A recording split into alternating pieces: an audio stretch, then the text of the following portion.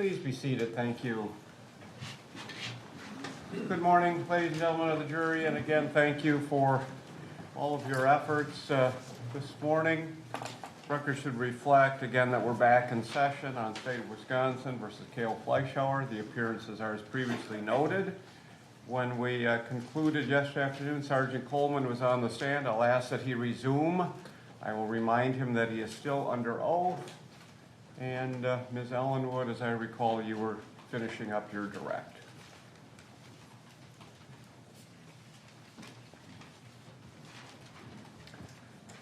Ms. Ellenwood. Thank you.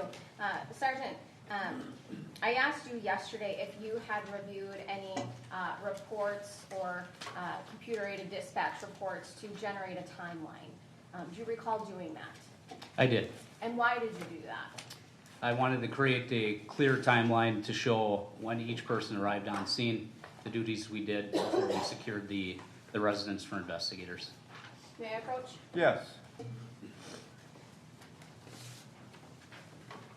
I'm showing you what's been marked in Exhibit 52. Can you review that? And what is that, Sergeant? This would be the timeline that I created that I just described. Okay. Does that appear to be a true and accurate depiction of the timeline that you created with the events of April 14th of 2018? It does. Judge, I'd ask at this time that it not be entered, but it would be published to the jury. Thank you. Ladies and gentlemen, the court is going to allow the use of this timeline to organize evidence and to assist you in understanding it. The timeline, however, itself is not evidence. It is a summary of some of the evidence that you've heard. However, it is the evidence that ultimately will control. So you should rely on this timeline only to the extent that you believe it accurately and properly summarizes the evidence that has been presented. With that said, publication granted.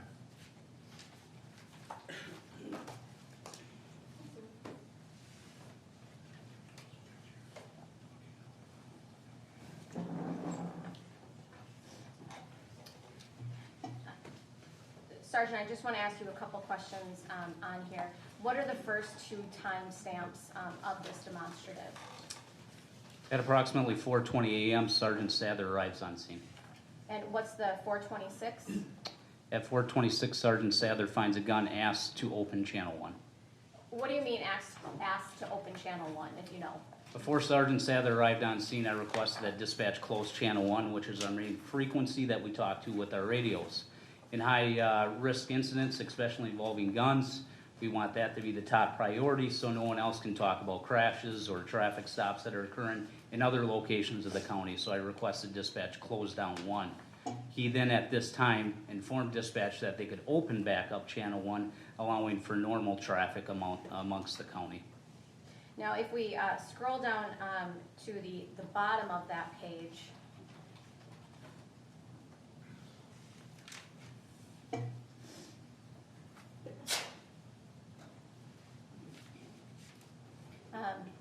what happens at, according to this demonstrative, at 5:01, Sergeant? At 5:01 was the official walkthrough that Sergeant Sather and I were able to walk through the crime scene, give an overview of what he saw, what I saw, and the actual placement of the gun that I drew and placed in the hallway. And what happened at 5:03? At 5:03, everyone exited the house except Chase. Okay. Thank you. After you exited the house, what does that mean with regards to who's allowed to come and go in the house, if you know? After 5:03 a.m., everyone, officers, medical examiners, anyone else involved in the investigation were outside of the house. We created an official crime log that anyone that entered and then exited the residence after that point was logged in. Why do you do that? To show who had entered and exited the crime scene, to keep the crime scene secure and show any contamination that anyone might bring into the scene. When you're outside of the home after you've secured it, do you continue to do any other duties in your role?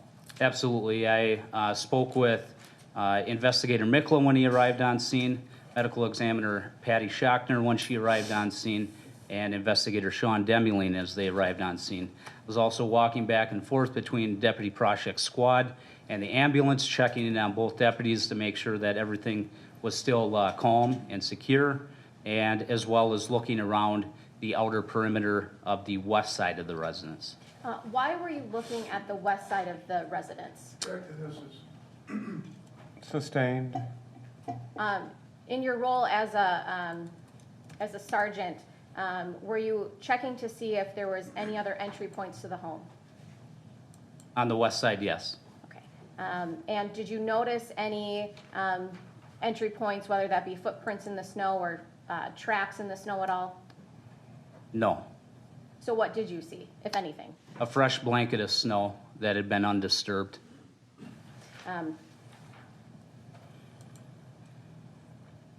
any point, Sergeant, did you re-enter the home? I did. And why did you re-enter the home? After debriefing with the investigators and the medical examiner, we completed a walkthrough of the scene to explain the timeline of us and how we arrived and the evidence that we viewed inside of the home. Did you point out that piece of paper that you and Sergeant Sather had laid on the ground? Object to that as leading. Sustained.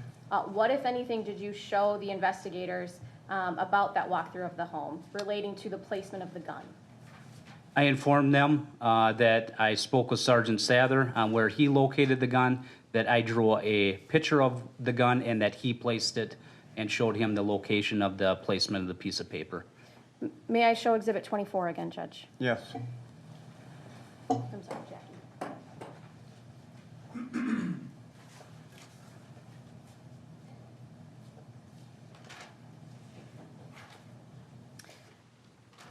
Sergeant, when you showed the investigators where that piece of paper was with relation to the placement of a gun, was it still in that same location? Yes. Nothing further. Thank you. Thank you. Mr. Gray. Thank you. Sergeant, is it Sergeant? Yes, sir. Sergeant Coleman, in the beginning of your testimony yesterday, you outlined your training. How long have you been a deputy sheriff? With St. Croix County since 2010.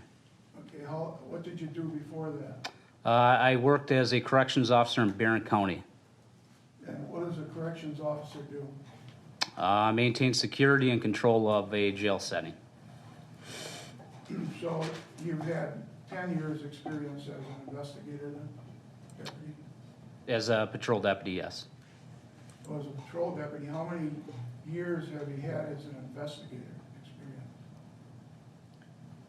As a patrol deputy, 10 years. Okay, but you're not an investigator now? I do investigate crimes, yes. As an investigator or as a deputy? As a patrol deputy, yes. Okay. And there are other individuals like Deputy Mikla and the Muley that are investigators, correct? Yes, sir. And you recited your training that you've taken over the years.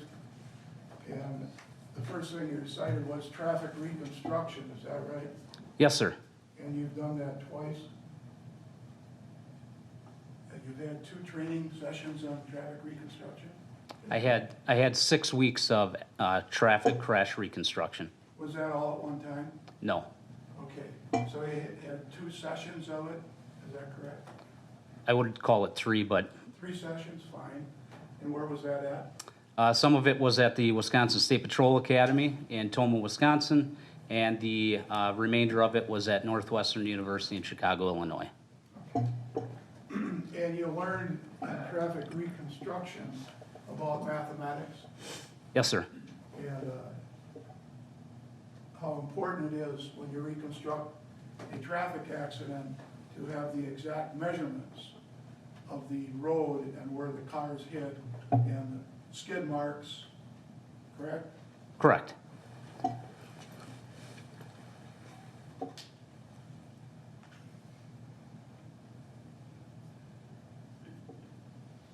And you also learned that you don't jump to conclusions, correct, when you do an investigation?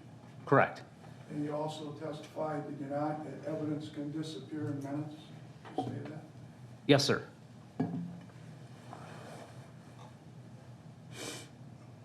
And besides the vehicular homicide and traffic reconstruction, you've had training, you're a SWAT team member, is that right? Yes, sir. And you took training for that, Yes, sir. 40 hours? Correct. And what's a SWAT team person? What do you train on? I would be an operator that trains approximately 8 hours a month, 12 months out of the year, with team members to deploy into high-risk situations. Okay, and what that means is that you, what do you do? You We train- try it in English. We train each month approximately 8 hours with our team members. Every other month, we actually fire weapons, and the remaining 6 months, we practice movements and entry into buildings, apartments, and other houses. And how many men are on the SWAT team? I believe we have 12 operators and 2 snipers. What's a sniper? It is a operator that deploys into the perimeter of a high-risk situation. What was that again? An operator that deploys into the outer perimeter of a high-risk situation. And what do you mean by sniper? Do they have a rifle ready to shoot? They utilize a rifle and other firearms as well. Mr. Gray, can you pull the microphone in front of you, please? Thank you. Yes. And you learned through all of this training that you had that one of the important issues when you go to any scene is that you want to protect that scene in case it's a crime, an accident, or nothing at all, correct? Yes, sir. And in this incident, when you got there, would it be fair to say that it was a chaotic scene? Yes, sir. And when you first got there, what did you do? I approached Summer and Kayle. All right, and what did you see? I saw Summer kneeling on the floor, lunging towards the EMS and Chase, and Kayle kneeling behind Summer, restraining her around her waist. So would it be fair to say that he was trying to stop her from interfering with the EMTs? Yes, sir. And after, what did you do right after you saw that? I informed them to let EMS staff work and then tried to remove them from the living room area. Okay. And did Kayle Fleischauer interfere at all with working, the EMTs working, after you informed them of that? No, sir. And as a matter of fact, the only interference was from Summer Fleischauer. Is that right? Projection speculation, it's a broad question. Well, and again, if you can narrow it, Mr. Gray, thank you. Sure. After you told the individuals, Mr. Fleischauer and Summer Fleischauer, to let them work, Mr. Fleischauer followed your order, correct? Correct. Summer Fleischauer did not, correct? Correct. And in fact, you and other officers had to restrain her and carry her down to a lower level, correct? Correct. And Kayle Fleischauer didn't interfere with that at all? No, sir. And where was he when you were doing that? Behind Summer, and as we escorted her down the stairs, he was verbally asked to continue down the stairs as well, and he complied. When he was asked to go down the steps, did he do that? Yes, sir. No argument at all? He just walked down the steps? Correct. So after Summer Fleischauer went to the lower, the lower level, and Kayle Fleischauer was what you call the entryway, is that right? Correct. And what did you do next? I returned back upstairs and spoke with EMS staff. Okay, and after you spoke with the EMS staff, did you have a conversation with Sather? It was approximately 30 seconds, yes. Okay, and that conversation with Sather was about the firearm? Yes. And the firearm was on the counter, is that correct? No. Or, oh, excuse me, you're right. The firearm was on the refrigerator, Yes, sir. on top of the refrigerator? Yes, sir. I think you said you were 5'7", is that right? Yes, sir. And were you wearing boots that day? No. No boots? If you're referring to high heel boots, no. Regular flat-soled boots, yes. Okay. And we have already learned that, say, they're 6'5", is that right? I approximate him 6'3", but he's larger, yes. And you did, from this investigation, learn that Chase Fleichauer was 6 foot tall, correct? I don't know his height. All right. In any event, rather than strain yourself, you had Sergeant Sather take the gun off the top of the kitchen? Yes, sir. And where did you put the gun? On the island. And you then took the gun and took the magazine out of it, is that right? No, What we did you do took, with the gun? we Okay. took photographs first, sir.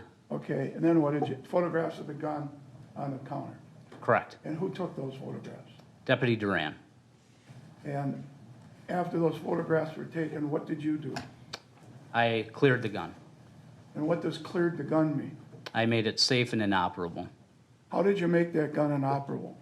So I had gloves on. I first removed the magazine from the magazine well. I used 2 fingers. There's grippy in grooves on the end of the slide. I used my thumb and index finger, removed or pulled the slide back. There's a slide lock or release button to lock the slide backwards, and then had the unspent round or the active round that was inside of the barrel or chambered area removed from the gun. And when you did that, you saw no blood at all on the gun, correct? With my naked eye, no. Well, that's all you had with you, wasn't it? Was Yes, your sir. naked eye? Yes, sir. All right. So how long did it take you to take that gun apart? Less than 30 seconds. And so after you took the gun apart, you left it there, correct? Yes. And would it be fair to say that it would take somebody another 30 seconds to put it back together? Objection, speculation. Sustained. Well, Your Honor, could we approach on that? Sure.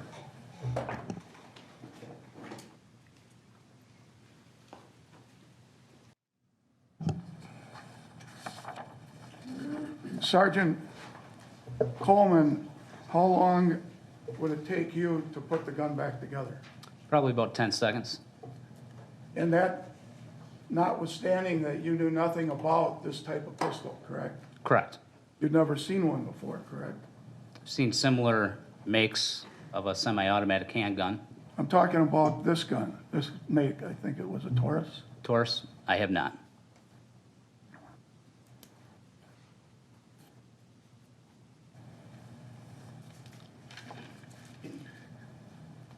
And it is true, is it not, that, oh, strike that. After you disassembled the gun, what did you do next? I was reviewing the crime scene from the upper level. Okay. And at that point in time, you were in the kitchen area? Yes, sir. And where was Kayle Fleischauer? Still standing in the entryway. All right. And at some point in time, he told you that he did not shoot his son, correct? Something to that effect? Correct. And then at another point in time, he told you that he was not present when his son was shot, correct? I don't know. You said I didn't kill my Chase, right? Correct. And he told you, turn to be 103 here.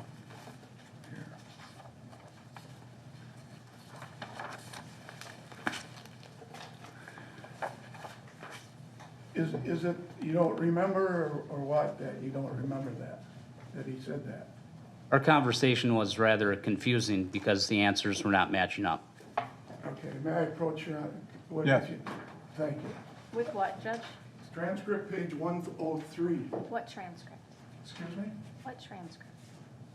Well, the prior proceeding. Is this to refresh his recollection, Mr. Gray? Then let's just show it to him. I want to show you, Deputy Sergeant Coleman, read to yourself just these two, 15 and 17. 15, okay. Does that refresh your memory? It does. And did he tell you that he wasn't present when Chase shot himself? Correct.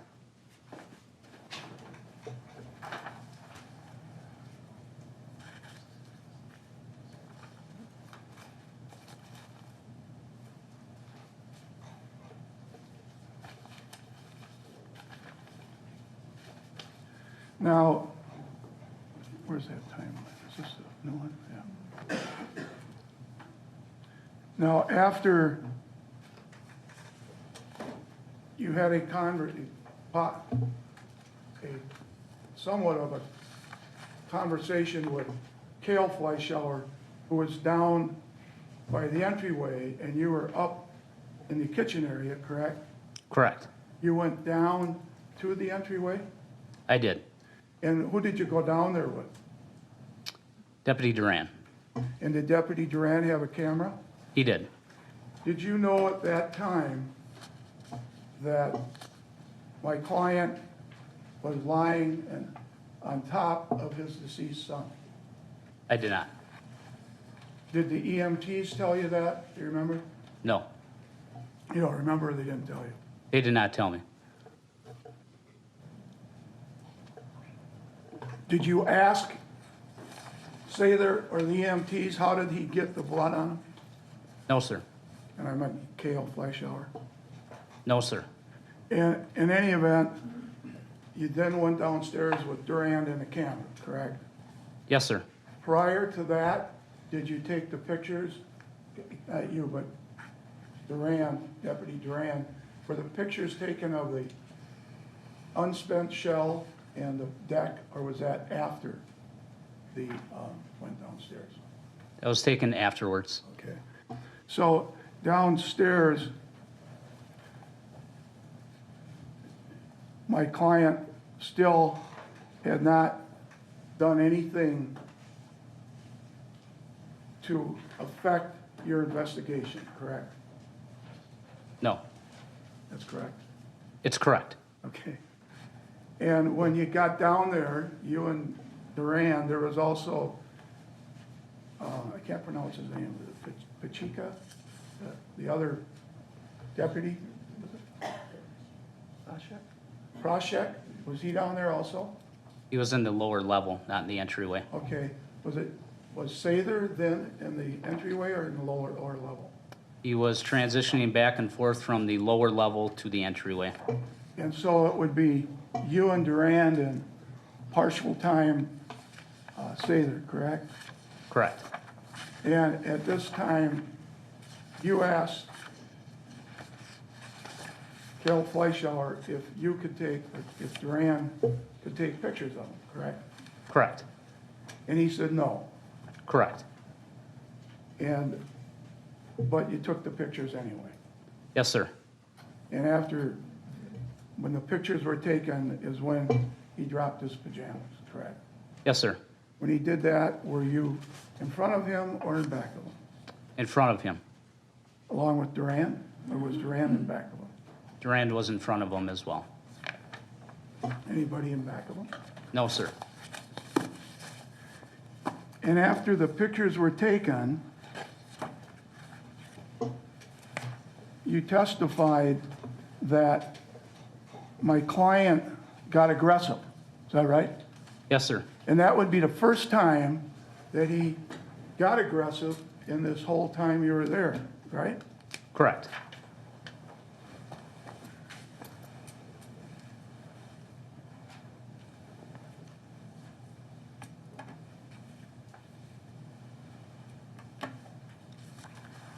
And that would be, you arrived at, I'm trying to read you arrived at 4:28, correct? Correct. And Kayle Fleischauer got handcuffed at 4:45, correct? Yes. And removed from the house, correct? Correct. So after he was removed from the house in handcuffs, you and Sather went upstairs to the gun? Approximately 10 minutes later, yes. What did you do right away? After my client left? Returned to speak with Summer to inform her that she was also being removed from the home. And after you did that, what did you do? Sergeant Sather and I completed a walkthrough of the scene. And when you completed that walk scene, was that at 5:01? Yes, sir. And as I read the timeline, you've got Summer removed from the house at 4:52, correct? Correct. How do you know that was at 4:52? Is there some kind of a device that you have to know that? Because New Richmond EMS arrived back in scene, and as the EMS arrived back into the home, that's the timestamp that I created using the CAD-assisted computer timestamp program. Okay, so you're the one that prepared this and put that time down, Yes, sir. based on other information. Yes, sir.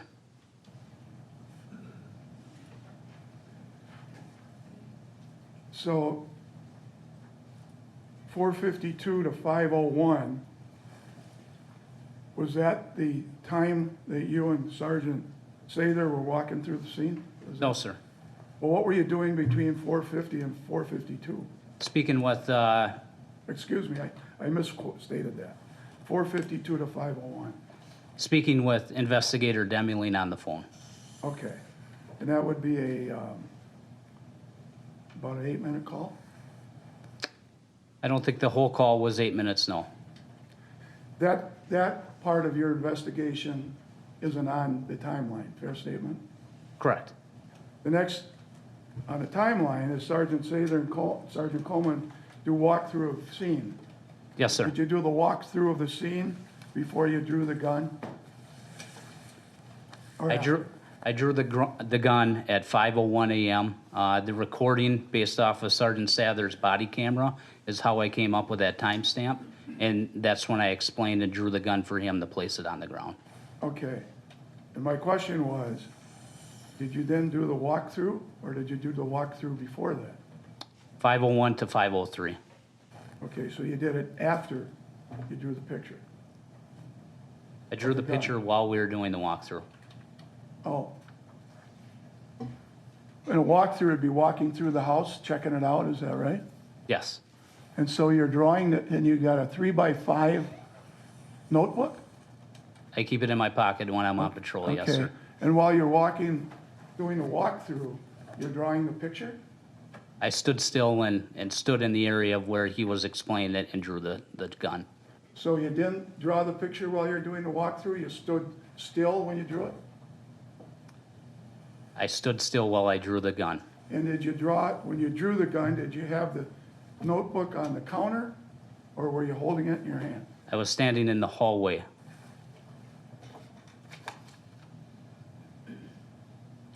And this was a loose leaf notebook where you tear a page off, correct? It was a ring binder, 3x5 Right. binder. Okay. So you had a conversation with Sather about where he found the gun, correct? Correct. And you drew the picture, and you had Sather put it where he approximately found it, correct? Yes, sir. And then, after you did that, you did the walkthrough? We continued the walkthrough, and he explained the other evidence that he observed and I observed, and we exited. All right, well, I'm dealing with the picture of the gun.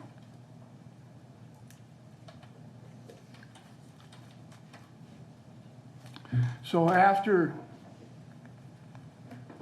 the piece of paper was put there by Sather, and by the way, that was no attachment to the carpet, it was just set on the carpet, correct? Correct. Did you tell any investigator when they showed up about the picture? Yes. Who? Investigator Demling and Investigator Mikla.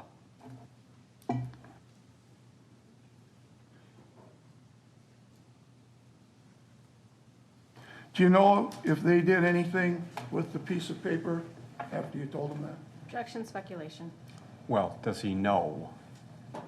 I do not. And when you took the gun apart that you could put back together in 10 seconds. You left it on the counter and went down, and that was when the pictures of my client were taken, correct? Correct.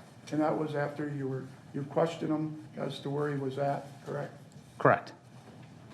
And at that point in time, you knew that Sommer was in the house, and you knew my client was in the house, but when you left the firearm on the counter, you didn't know if anybody else was in the house, right? Correct.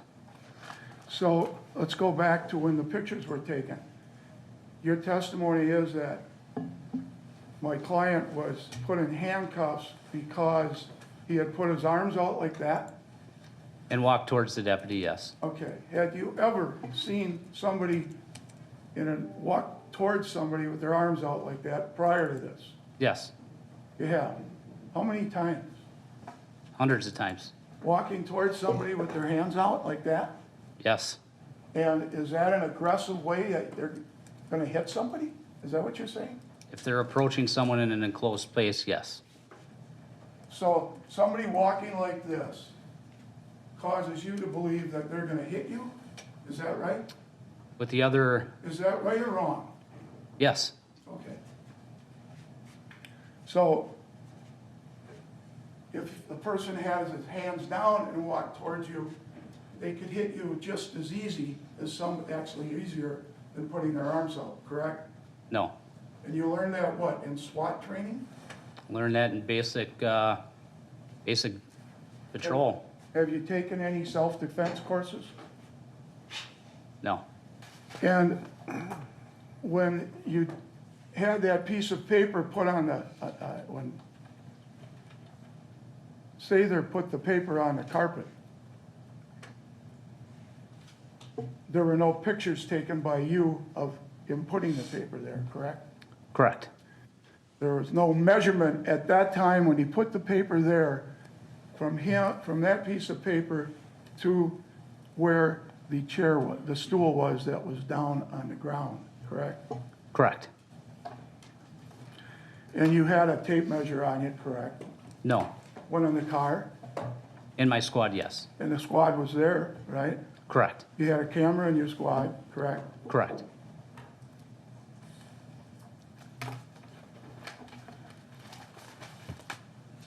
So after you left the scene of this incident, you went back to your office and wrote out a report, correct? Correct. And when did you write that report out? Sometime that same morning. Okay. And did you write just one report out?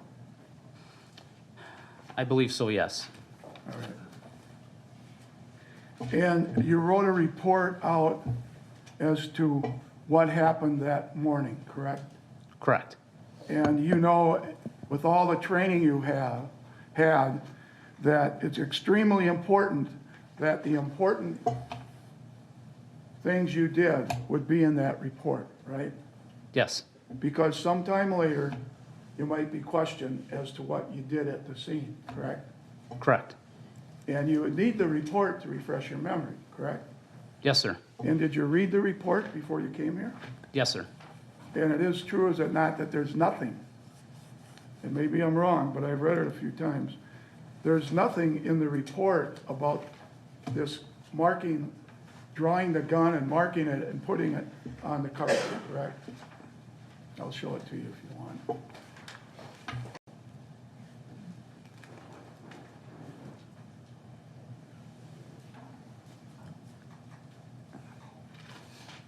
Is that correct? I did not note that in my report, no. Okay, that was a pretty important part of this case, was it not? I did not know. You didn't know that where that gun was in the hallway was a pretty important part of this case? I did describe that in my report, the location of the gun. Here, in this report? In the report, I did, yes. Where did you put that? About drawing, I'm asking about drawing this. I did not put drawing the gun, no. And did you put anything about where you put the paper, or where you put the paper? No, sir.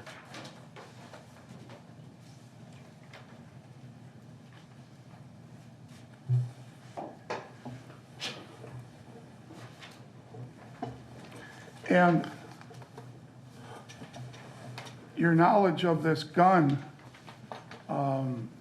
is zero, right? This Taurus, you've never dealt with one before. No. And Well, and again, it's a negative question followed by a negative answer. So do you know anything about this Taurus? I do not know anything you. about the Okay. Taurus. And the, your testimony about when somebody shoots themselves, the gun is usually right next to them, you remember that? Yes, sir. Okay. Did you know anything about the Taurus recoil when you testified to that yesterday? No. Have you seen O'Keefe's video? No, sir. Have you been told about the recoil testing? Objection, hearsay. I just asked if you, Has he been told? That's a yes or no. I guess I don't know what recoil testing you're talking about. you have, well, I'll give you an example, a hypothetical. If somebody is looking at a pistol and is under the influence of alcohol and it accidentally goes off, the gun kicks back, correct? You know that because it's an automatic, correct? There'll be recoil in any gun, yes. In an automatic, it recoils so that it can chamber another round, The correct? slide can move backwards, yes. Okay, and that causes the recoil. Yes. And so when it recoils, if you accidentally shoot it, it'll fly out of your hand and maybe go more than 1.5 feet, correct? Objection, speculation with this witness. If he knows, No. You don't know? I don't know how far one would fly, no. Okay, you've never tested one? No. Give me some water.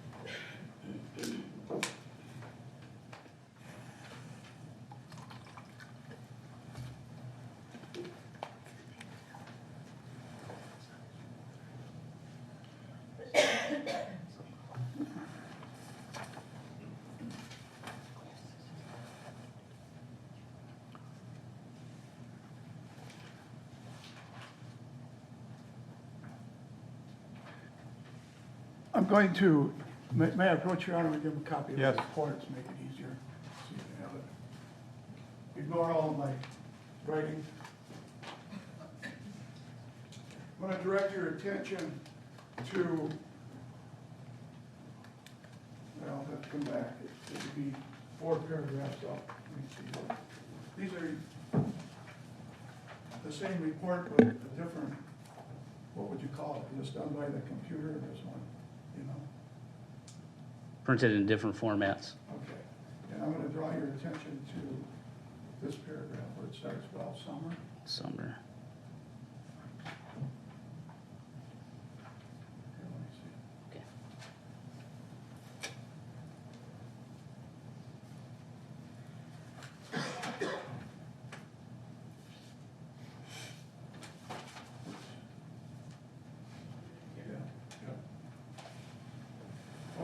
I want you to read that to yourself, that paragraph that starts, while summer.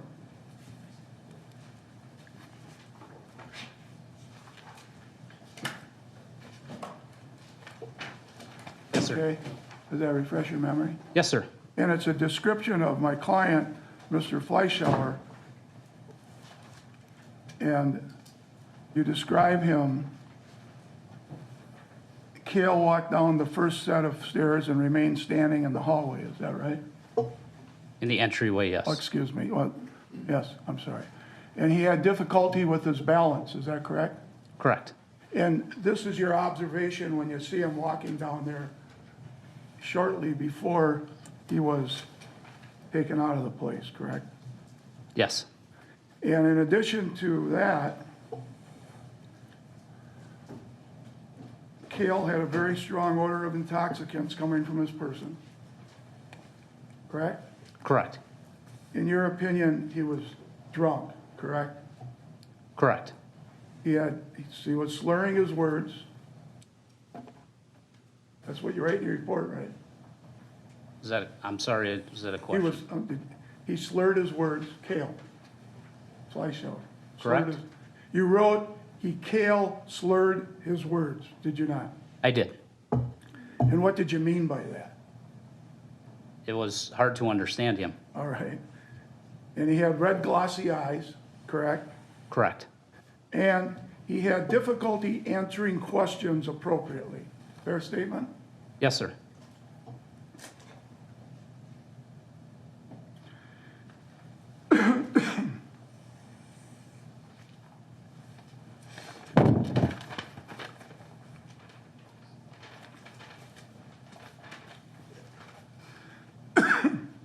Thank you, Deputy. Thank you. Ms. Ellenwood. Sergeant, previously, Mr. Gray asked you about you not taking the handgun down off of the top of the refrigerator. Why is it that you didn't take it down? Because I could not visually see it, and I didn't want to grab for something that I couldn't see. He also asked you about when you're standing at the kitchen counter and taking that semi-automatic handgun apart. Have you taken semi-automatic handguns apart before? I have.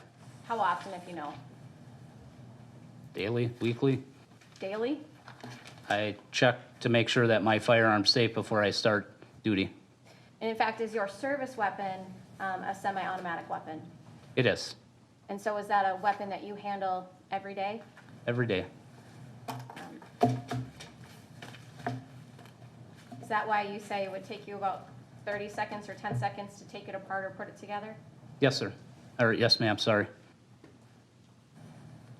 Now, Mr. Gray asked you about a conversation that the defendant had with you indicating he wasn't present when it was happened. Do you recall that exchange with the defendant?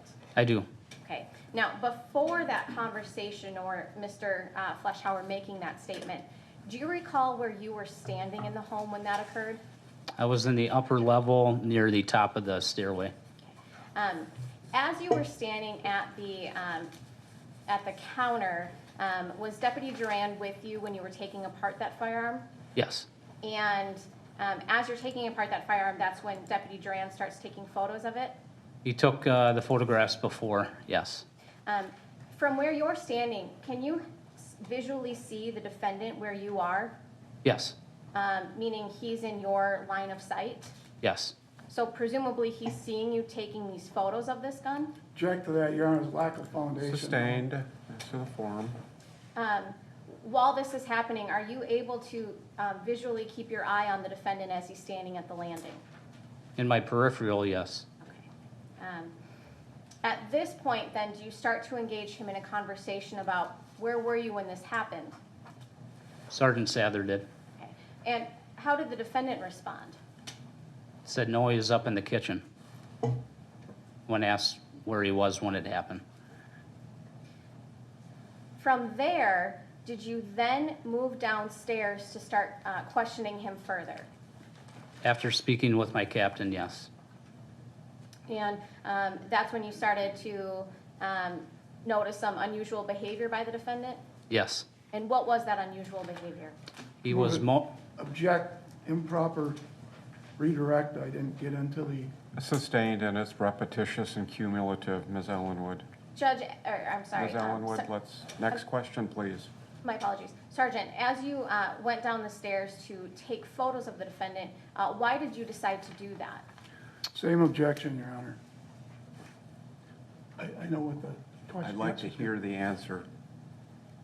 Can you repeat the question? Why did you take photos of the defendant? To preserve any evidence that was on his person.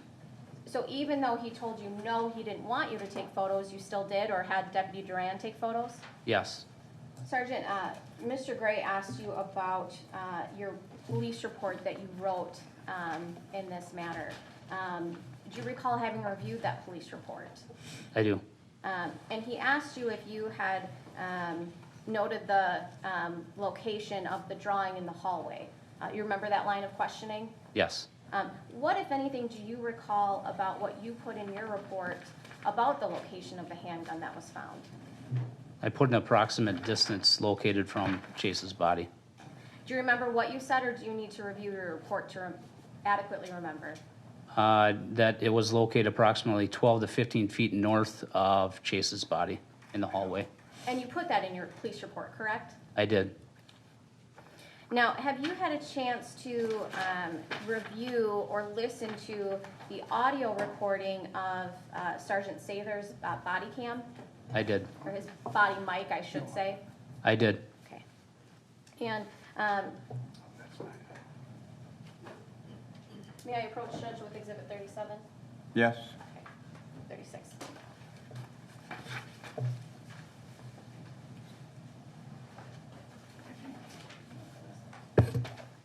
I'm showing you Exhibit 37 here, Sergeant. Can you turn to page 36 and just review that quickly?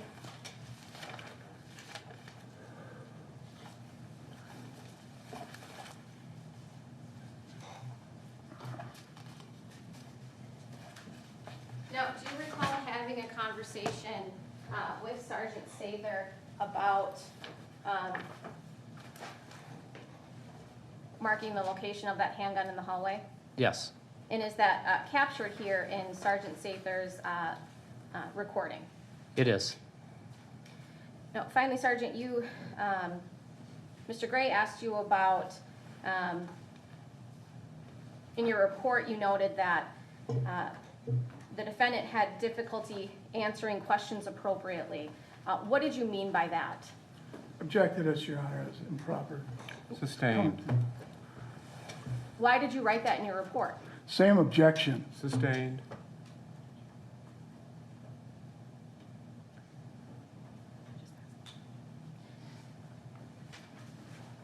When you were speaking with the defendant, Sergeant Coleman, were you able to track the conversation with him? No.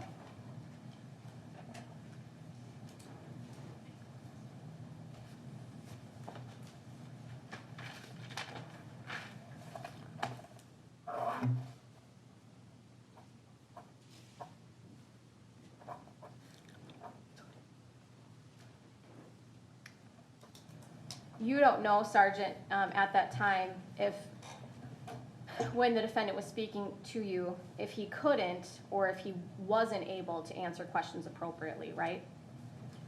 Leading, Your Honor. Well, Object. again, it's a compound question, so I'll sustain as to form. Nothing further, thank you. Thank you, Mr. Gray. Thank you, Your Honor.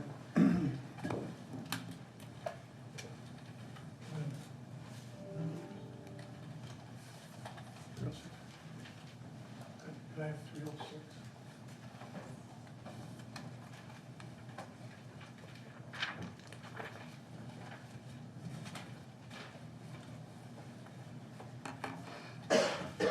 Regarding Sergeant Coleman, about where you were at when you had this conversation with my client that you couldn't really understand. He was in the landing, and you say you're up by the kitchen or in the kitchen, is that correct? Part of my conversation was while I was upstairs. Yes, is that right? Yes, sir. And he was down in the landing? Yes, sir. And I think you testified once that he put a nudge like that on his shoulder or something? When asked where he was, Yes. yeah. I want to show you a couple of exhibits.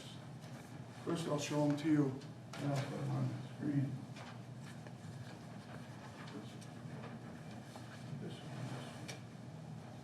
Okay.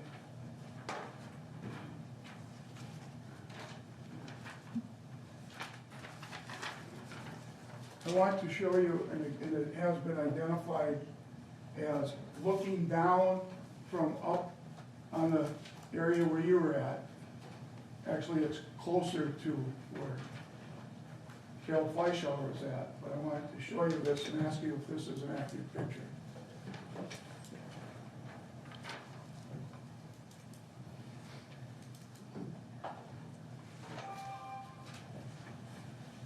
And Ms. Ryder, if you could assist, thank you very much. Oh, thanks.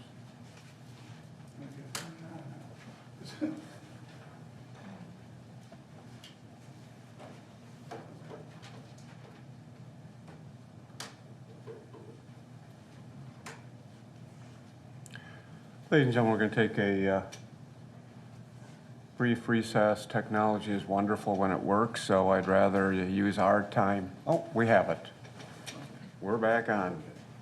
I'm showing you Exhibit 306. Can you identify that, Deputy Sergeant Coleman? That would be the top of the upstairs, facing to the west towards the entry level. And on the top was where you were at. Actually, you were further towards the kitchen than where this picture was taken, correct? When I was conversing with Kayle, no. Yes. You weren't there? Where were you? I was standing at the top of the stairwell. Okay. Were you by the first step or were you in the kitchen? I was probably 2 feet from where the first step goes down. Okay. And this is an accurate portrayal of that. Is that correct? Correct. And my client, Kayle Fleischauer, was down by the entryway, correct? By the white door that leads to the garage facing south, yes. Okay. And if you, okay. And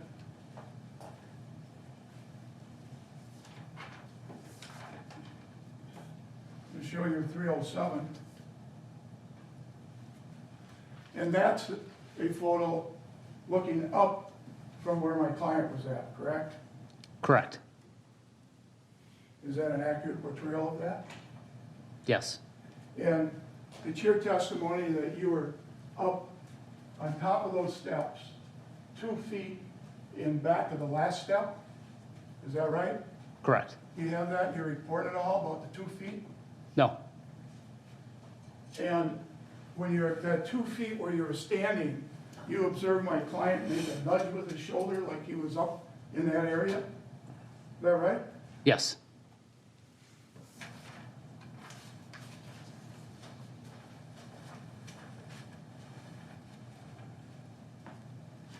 Now, you're also asked about a transcript.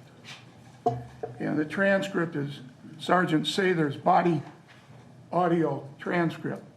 And it was pointed out to you, and by the way, you knew that Sergeant Sather had his audio on, correct? I know it's normal protocol for New Richmond. I did not know if it was on, but I know it's normal protocol for New Richmond PD to record their Okay. incidences. So when you had the discussion on I'm sorry, Incidences, sorry. I'm sorry. Mr. Gray, question? So you knew it was standard protocol to have the recording on when you and Sergeant Sather were discussing where that piece of paper was, is that right? Yes, sir. And at any time, did you, in discussing that piece of paper, mention how far that piece of paper was from Chase Fleischauer's body? No.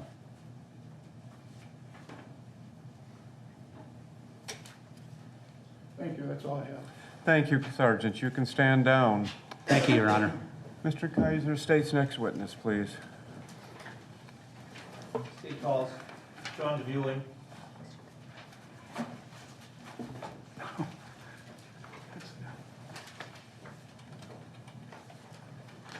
Your Honor, could we approach him now? Sure.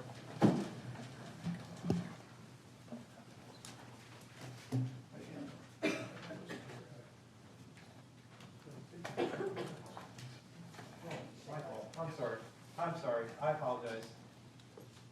The state calls Brandie Hart.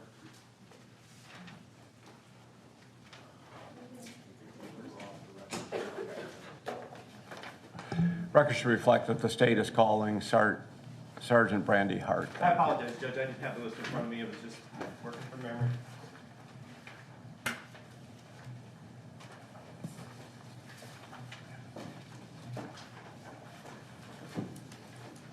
Where's, I gotta get Brandie Hart. Yes, sir. My fault.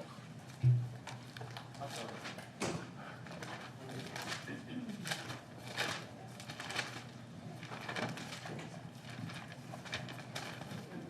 Brandie Hart.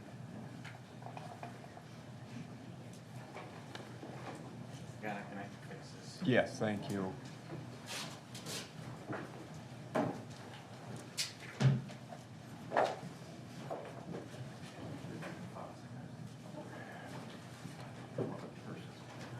Raise your right hand, please. Do you swear that the testimony you're about to give in this matter shall be the truth, the whole truth, and nothing but the truth, so help you God?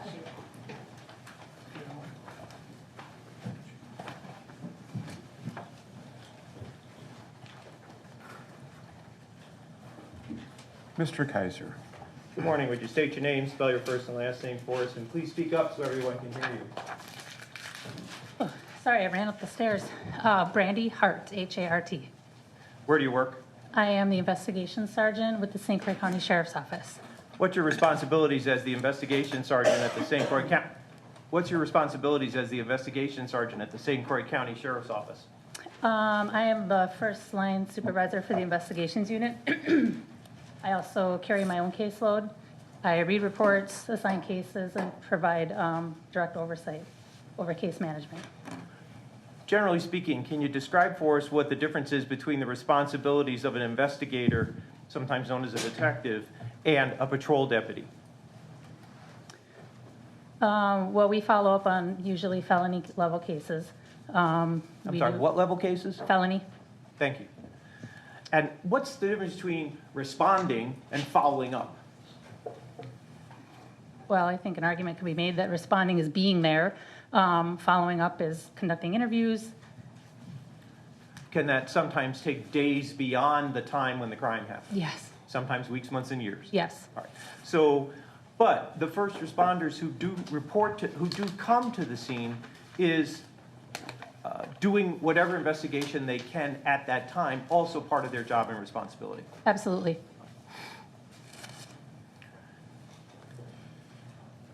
And how, if in any way, do the detectives, by training and protocol, how, if in any way, do the detectives use the information from the patrol officers who first respond to a scene? How do they get it, and then what do they do with it? It could be in the form of a written report. It could be person-to-person communication, telephonic communication, and then we determine how we need to follow up on it. How long have you been a police officer? 21 years. The whole time in St. Croix County Sheriff's Office? Yes. How long have you been a detective? Just about 12 years. How long have you been a sergeant? 2 years.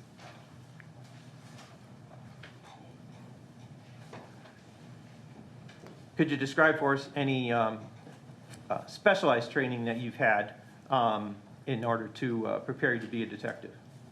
I've had a lot of training. My caseload is primarily sensitive crimes. I deal with crimes against children and crimes against persons, sexual assault, things like that. I've had a lot of training with regard to that and interviewing children. And I've had a lot of training in regard to law enforcement, state statutes, federal statutes, best practices.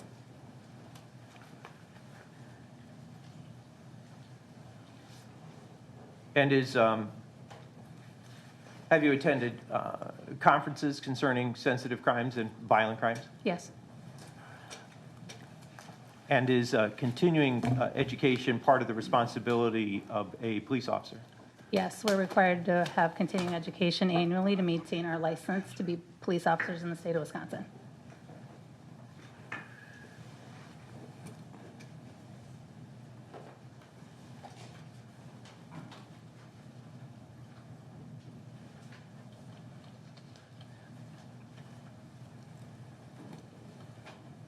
Were you on duty on, can I have 1 second?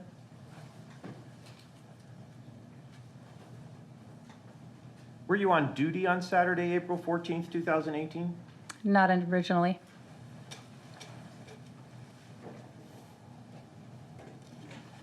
How did you get to be involved in the investigation of this case? I got a phone call from my chief deputy indicating that there'd been a suspicious shooting in the town of Richmond, and we were scheduling a meeting with the Wisconsin State Crime Lab later that afternoon.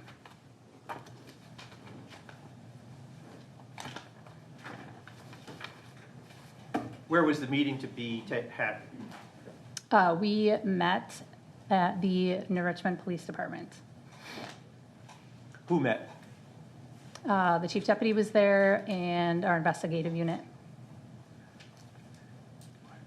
Who else came there besides people from St. Croix County? There was a crime scene response team from the Wisconsin State Crime Lab that responded. You don't have to tell me their names, but generally, who are those people from the Wisconsin State Crime Lab in Madison with the crime response team? Typically, they're employees of the Wisconsin State Crime Lab in some respect. To your knowledge, are they people with scientific background? Yes.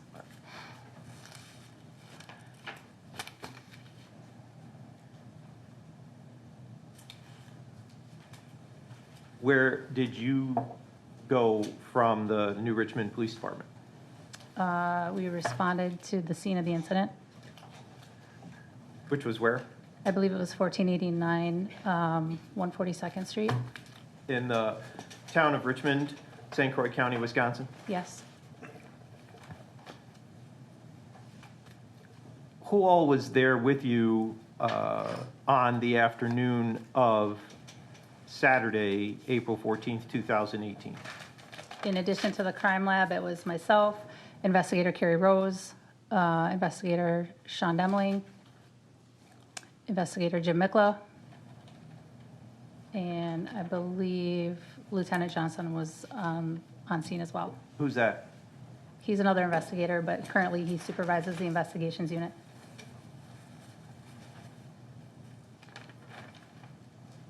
If you know, and if you don't know, that's okay.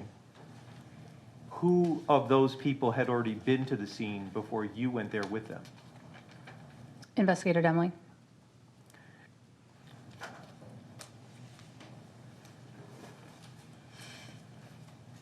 Rather than go through the whole thing, I just want to ask you about a couple of places. When you went into the home at 1489 142nd Street, did you have occasion to go into the lower level? Yes. And even though it's been termed a basement, is the lower level of that home finished except for like the laundry room? Yes. All right. So in the lower level, was there an area as you go down the stairs to the right that's kind of like a living room area? There was. Like it has a fireplace, a rug? Yes. Okay. And what, if any, signs of a struggle did you see in that room? I didn't see any signs of a struggle. Now,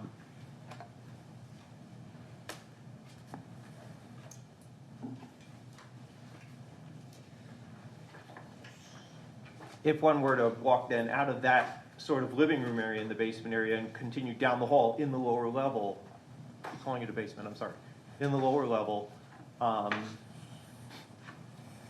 was there a bedroom down there? Yes. And what did you see in that bedroom? There were two what appeared to be twin beds that were not made.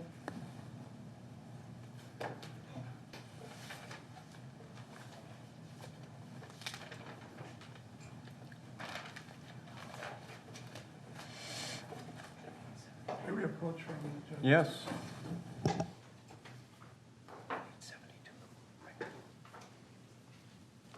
Exhibit 11 for identification. Could you tell me what that's a photograph of, please? This is a photograph of crime lab number 11. What is that object? The object is a fragment of a bullet. And in Exhibit 70, does the fragment of the bullet, which is crime lab marker 11, does it truly and accurately show where that fragment was? It does. And who recovered that fragment? Maybe I misheard Mr. Kaiser, but I believe you identified this as Exhibit 11. My fault. And so I now have heard Exhibit 70, so You did great, Judge. Let me just have a second. thank you. I appreciate it. Does the photograph Exhibit 70 truly and accurately show where the bullet fragment marked by the crime lab as number 11 was found? It does.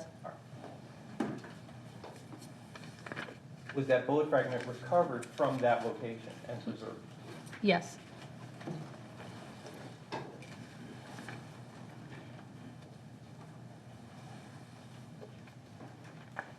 Move Exhibit 70, ask the public.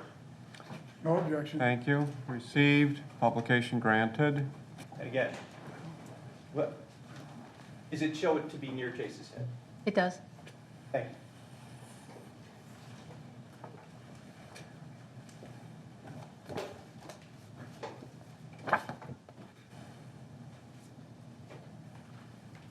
it's been marked as Exhibit 71 for identification. Could you tell us what that is, please? Yes. That is a close-up of crime lab marker number 11 and the bullet fragment.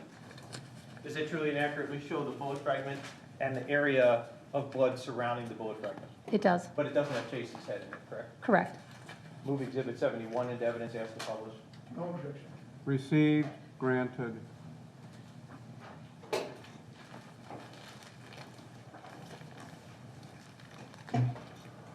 Thank you. Showing you Exhibit 72, can you tell us what that object is, please? Yes. What is it? This is the bullet fragment depicted in the image we just saw. And that's the bullet fragment we just saw in Exhibits 70 and 71, is that right? Correct. Move Exhibit 72 into evidence. No objection. Without objection, received, granted.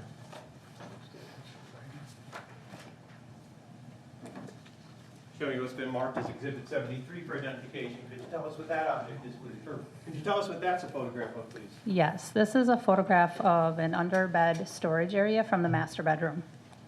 Your Honor, may we approach? on the Yes. photo? Ladies and gentlemen, we're going to take a brief recess at this time. It makes sense both from the standpoint of some things I need to take up with counsel, but also given the time. Don't form any opinions, begin any discussion, start any deliberations. I anticipate 10, 15 minutes. Take the jury out, please. All rise.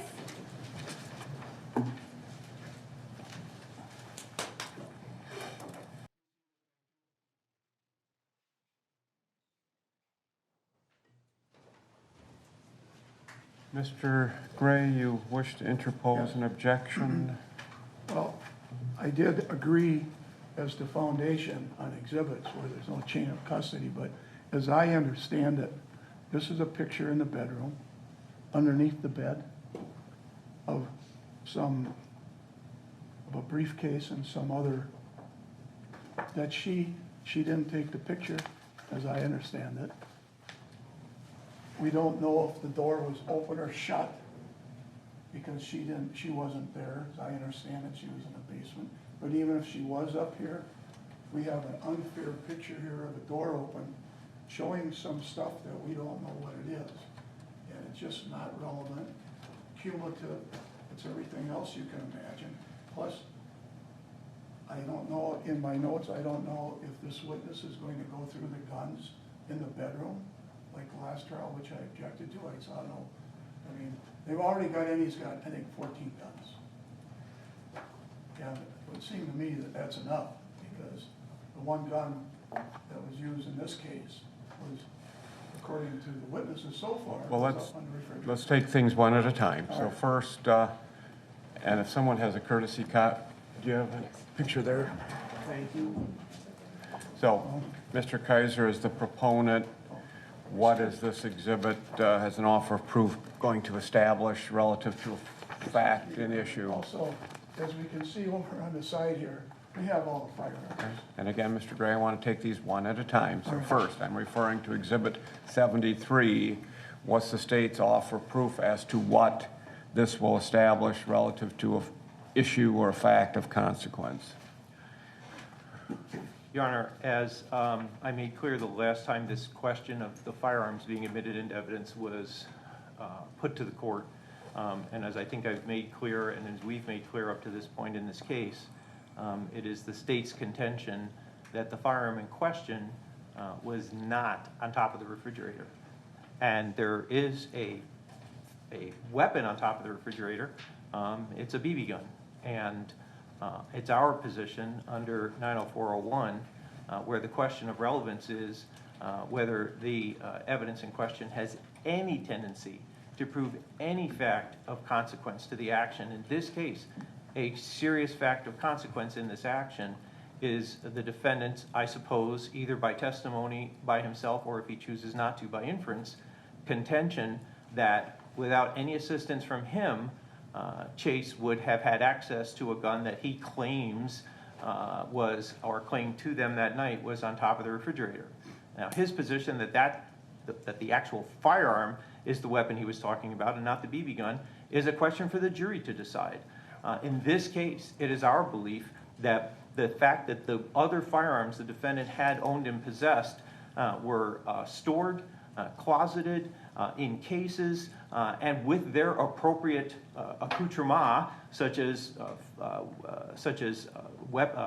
ammunition, holsters, shows that the jury could conclude, that evidence has a tendency to show, the jury could conclude what I argued in my opening, which is that this pistol was in his bedstead, next to his bed, and that Chase would have, whether Chase had any idea whether it was there or not, would have had no reason to go there, and look for it, and that the way that gun got introduced into this is by the defendant going to where he clearly would have kept it, just like he kept all his other firearms, and not a loaded firearm on top of the refrigerator. Every single one of these guns, where it's kept, how it's kept, and that it's kept safely goes to that question. And yes, I intend to do that with Ms. Hart. On the other question, Judge, I can tell you right now that I interpreted stipulation 3 that a proper chain of custody was maintained on all the firearms and ammunition to allow me to introduce these firearms through Ms. Hart, who is the detective who was responsible for the logging of the evidence that was recovered, and that was her job. So whether or not she did or didn't see it in the condition it is in this photograph, based on the stipulation, I didn't believe I'd need to bring in 2 or 3 more witnesses to testify to all that. I suggest strongly that my stipulation was intended to avoid, in my opinion, wasting a day to answer questions like whether or not the door was open or closed, when that's not the issue. The issue is, wasn't there a firearm in that red bag? And there was, and wasn't it in that place at that time, and couldn't the jury infer from that that the Taurus was similarly kept by the defendant in his bedstead? So for purposes of my analysis, I will accept that the state's position is that the firearm at issue was not on the refrigerator, but arguably was in the bedstand or wherever. I believe there's a holster or something else that arguably, again, might connect to that firearm. But help me understand how having other firearms in the house relates to that issue. That's the part I'm missing. It's a regular habit and practice analysis. We can do that in hearsay. His regular habit and practice, based on all the other firearms, was to keep them with the things with which they belong. In his, and I can't think of what the word is for the little bed thing that's next to your bed. Nightstand, thank you very much. So in the nightstand, there's a drawer. In the drawer is his social security card, is his passport, is the holster for the pistol, and a magazine for the pistol. And that part I will accept, but tell me how having a rifle in a closet or a rifle someplace else is relevant to that issue. All the firearms were secured. Our position is that firearm was secured also. It was secured in his nightstand, just like all the other ones. That's his regular habit and practice. And for him to come in here and tell us, oh, I did it with all my other ones, but not that one, that's a question for the jury to decide. And that is a question, did I defy my regular habit and practice, or am I just saying that to get out of this charge? So, with the understanding that the jury has heard, and I recall a witness testifying, I think, or maybe it was in your opening statement, Mr. Kaiser, I'll be quite honest, trying to distinguish between trial 1 and trial 2 is sometimes difficult, that there was reference to other firearms. Can't we accomplish the same thing with an offer of proof that he owned X number of firearms? They were secured at various places in the home. They were encased without going through this, bringing everyone out, showing it, establishing that. I mean, to me, we can accomplish it maybe with a stipulation or an agreement as opposed to this parade of firearms. I'm just trying to figure out how we can get to your point without a delay, waste of time, to at least suggest what you're suggesting is that his normal practice and habit was to secure his firearms, and that state's argument, the firearm at issue, was in fact secured in his bedroom. He went and got it and shot his son. Yes. And maybe I'm making it too simple. No, and I'm not arguing with you. It would take me a few minutes to work with Sergeant Hart. So, Mr. Gray, with that theory now being advanced, the court's suggestion or some other alternative rather than having all the firearms lined up here in the courtroom and going through that, is that something arguably that diminishes, I think, what is your concern, which is the prejudice? Because while I understand evidence can be relevant, I also have to weigh the probative value against the potential for prejudice. And I think that's what you're arguing, is that it's prejudicial, albeit potentially relevant. And I could do it with just the pictures. Mr. Gray. Thank you. First of all, Your Honor, Summers already testified that he inherited, I think it was 14 guns or 18 guns. That's in the record. Okay, and that's what I couldn't remember who said it. We'll agree that he had those in his house. Now, with respect to that drawer, the last trial where the holster was at, the last trial, it was testified to that I don't know what officer it was, I think it might have been DeMuling, it was testified to that he opened it and took the picture. The inference that was given by the state was that it was already open, and that's not fair. But that's So a different, I want but to that's a put- different issue, Mr. Gray. I'm simply, right now, trying to focus on these firearms and avoiding having them lined up in my courtroom wall and having all of them, as I said, paraded, showed, displayed. If you're willing to stipulate, and your client to stipulate that he had 14 guns, they all were either in cases or secured, I think that potentially may satisfy the state, although I understand I can't limit how they want to put in their case, but I'm trying to, again, balance this prejudice, which I think the state is, at least if they're reading my mind, may be a concern to me. Yeah, I understand that, Judge, and as I said, I can accomplish the same thing without the firearms. I can just use the photographs. But if there's going to be an objection to that she wasn't there when the photographs got taken, I believe that puts me in a very difficult place given my interpretation of Stipulation 3, which I hate referring to the first trial, but we didn't have a problem with it in the first trial. Now suddenly I do today, third day into the trial. How was I supposed to know I was going to have a problem with it now? So I can accomplish what the court would like us to do by simply eliminating my questions of her and showing her the firearms and simply going through the pictures, which, as the court can see, doesn't take that long to simply say where they were and how they were stored. Thank you. Court, at this time, then, will limit the state to photographs. I want all the firearms taken out except for the firearm at issue. Secondly, Mr. Gray, I have every reason to believe Mr. Kaiser will establish that this witness, that what is shown is what she saw. She doesn't know how it got in that condition. She doesn't know who opened the door, who opened the drawer. And then certainly as part of your cross or part of your development, you can establish who did what, and if in fact the nightstand drawer was opened by somebody else, that's certainly a proper line of inquiry. Mr. Gray. Yes, Your Honor, first of all, I guess there are only 8 guns, not 14. Okay. All right. Secondly, the importance of that drawer not being open, that it was shut when they pulled it open and took picture of the holster.